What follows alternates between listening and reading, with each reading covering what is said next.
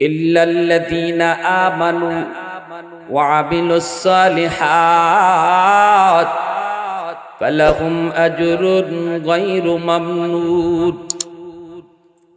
আল্লাহ পাক রব্বুল আলামিন বলেন, মানুষের কাছে তোমার দাম কমে যায় রে বান্দা, মানুষের কাছে তোমার মূল্য কমে যায়, ঘরের ভিতরেও তোমার দাম কমে যায়। তুমিও চুপ হয়ে যাও, কখনো কখনো নিরিবিলি চোখের পানি জড়াও। আজ আমার কথার দাম কেউ দেয় না, ঘরেও আমার পরামর্শ কেউ নিতে চায় না। রব্বুল আলামিন আল্লাহ পাক বলে, বান্দা আমি তোমার চোখের পানি দেখতেছি, কেউ যদি তোমাকে দাম নাও দে, আমি আল্লাহর কাছে তোমার দাম অনেক বেশি। সরকার পেনশন দে, সঠিক নিয়মে যদি সরকারি ডিউটি পালন করে নির্ধারিত বয়স, ওই বয়সের পর সরকার তারে বসায়া বসায়া ঘরে পেনশন দেয়।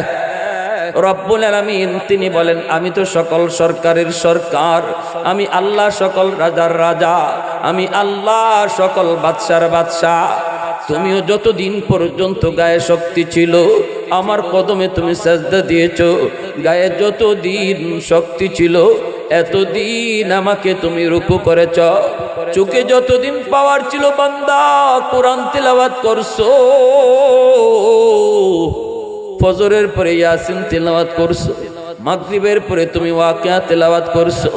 এমনি ভাবে আমি আল্লাহর কালামের সাথে তোমার সম্পর্ক ছিল, মহব্বত ছিল। আজ আমি আল্লাহ তোমার চোখের এই জ্যোতি কেড়ে নিয়েছি, গায়ের শক্তি আমি আল্লাহ তোমার কেড়ে নিয়েছি।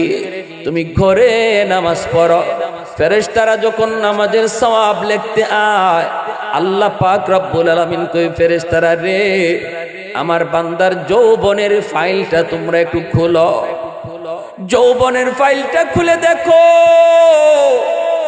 যতদিন গায়ে শক্তি ছিল মসজিদে গেল কি গেল না?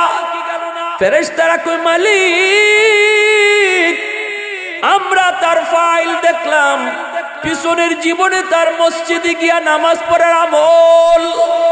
আল্লাহ পাক রব্বুল আলামিন কয়, তাহলে তোমরা ভালো করে জেনে রাখো রে ফেরেশতারা, যদি আজও আমি আল্লাহ তার গায়ে শক্তি রাখতাম, আজও আমার বান্দা মসজিদে গিয়ে নামাজ পড়তো, আজও যদি তার গায়ে শক্তি থাকতো, কোমরে যদি তার শক্তি থাকতো, মাথা যদি তার সমস্যা না থাকতো, আজও আমার বান্দা মসজিদে গিয়েই আমার কদমে সেজদা দিত। অতএব তোমরা তার আমল নামায় ঘরে নামাজের সওয়াব লিখবা না, যৌবনের মসজিদে জামাতের সওয়াব লিখে দাও।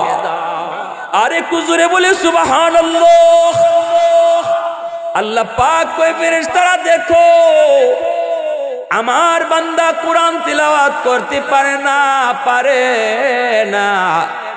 কারণ তার চোখে শক্তি নাই। চোখে আমি আল্লাহ তার শক্তি নিয়ে নিছি, চোখে দেখে না পাওয়ার নিয়ে নিছি। আজও আমি যদি তার চোখে পাওয়ার রাখতাম, আমার বান্দা যৌবনের মতোই সে কোরআন তেলাওয়াত করত। অতীত জীবনের ফাইলটা তোমরা খোলো, কইলা দেখা যাবে ফজরের পর কোরআন তেলাওয়াত, মাগরিবের পরে কোরআন তেলাওয়াত, প্রতিদিন দৈনিক একবার কোরআন তেলাওয়াত।